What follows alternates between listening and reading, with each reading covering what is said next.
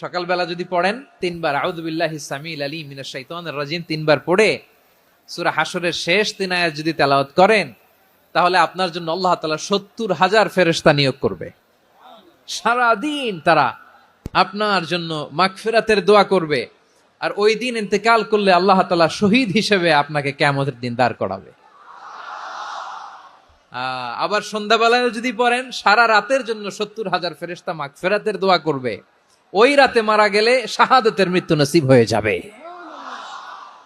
আযকারুস সাবাহি ওয়াল মাসা, সকাল সন্ধ্যার যে জিকির, এই জিকিরের অন্তর্ভুক্ত করে নেবেন এই ওয়াজিফাটা। যে হাদিসটা বর্ণনা করলাম সুনানে তিরমিজির হাদিস, যদিও হাদিসটা সনদের দিক থেকে দাঈফ, কিন্তু মুহাদ্দিসিনে একরাম বলেছেন যেহেতু এটা ফাজাইলুল আমালের হাদিস, এটা পড়ার ক্ষেত্রে কোনো নিষেধাজ্ঞা নাই, এটা পড়া যাবে। সো সকাল সন্ধ্যা যদি সুযোগ হয় এই ওয়াজিফাটা যেন আমরা পড়ি।